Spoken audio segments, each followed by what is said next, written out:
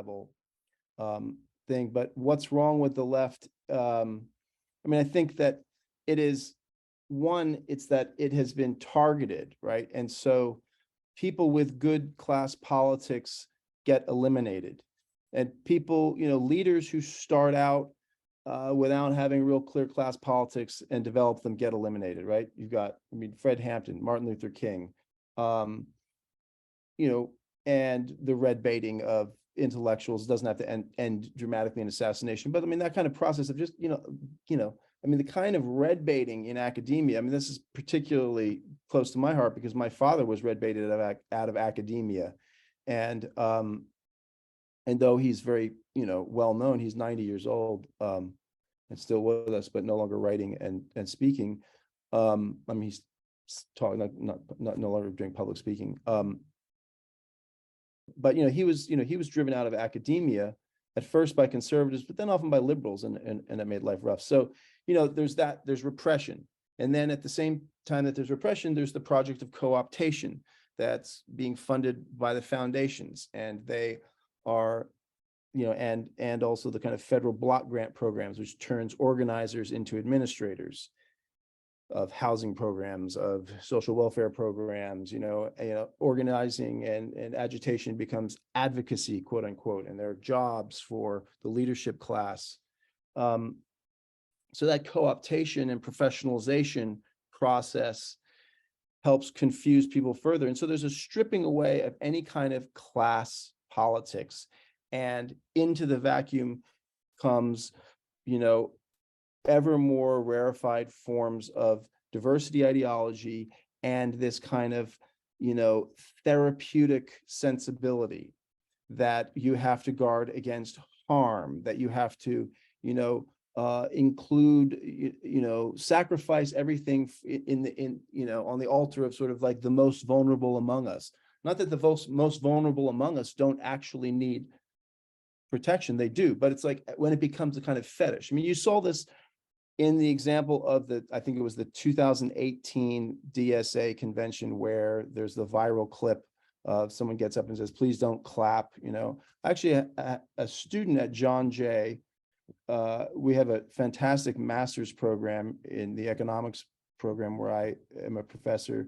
We have one of the few places where you can study heterodox economics, where it's not just neoclassical economics, where you can read Marx and Keynes and lots of economic history. Anyway, one of our recent graduate students was actually on the steering committee of DSA, and I asked him about this recently. I said, "What actually happened with that? How was that decision made?" He said his recollection was there was no decision. That was basically somebody from the audience was like, "Hey, the clapping's really loud. We have, people with conditions here. Can you not clap?" And it was just like out of a kind of like etiquette, a sense of sort of like being nice and taking care of vulnerable people, someone got up and made this announcement, and everyone was like, "Oh, okay, we have to do this." That there was actually no reason to discussion about that. So that's a perfect kind of encapsulation of what's wrong. It's like, what are you thinking?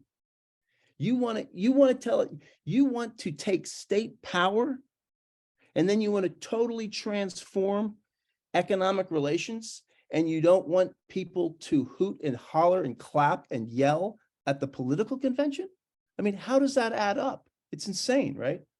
So, but that conversation didn't happen because of this sort of sensibility, which is like this therapeutic sensibility, and politics having been reduced to etiquette. And I think the foundations are a big part of that. That a lot of the non-profitization of the left means the foundations have pretty much direct intellectual control, and this is what they push. They push this kind of diversity training, which is also always this therapeutic training, right? It's about like speaking your truth, finding yourself, all this kind of stuff. And I think part of the counter answer to that stuff is we have to realize that, politics has been made throughout history by really messed up people. I had the opportunity when I was young to go spend time with the FMLN guerrillas at the end of the war. And long story short, I think there were like 2 Americans who hooked up with the FMLN, and one of them happened to be from where I was from in Vermont. And I foolishly was like, and so they were there, they were working as a videographer, and they were not a fighter, but they were like embedded with the FMLN.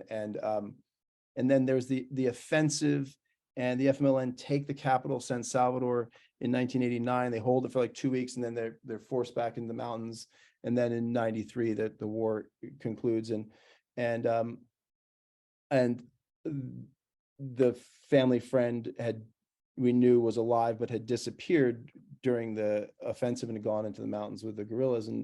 And I managed to find out where they were by foolishly being like, I know someone in El Salvador, to a journalist who was like, actually like, I know that person, know where they are. And I went up there and hung out with the FMLN and in this village. And one of the things that was remarkable, and at that time they were being written about by Time magazine as the most impressive guerrilla movement the Americans had ever seen. They did stuff like, after the offensive, they invited 2 American Special Forces advisors to embed with them, and they overran a Salvadorian military base, and they were like, see, this is how we do it.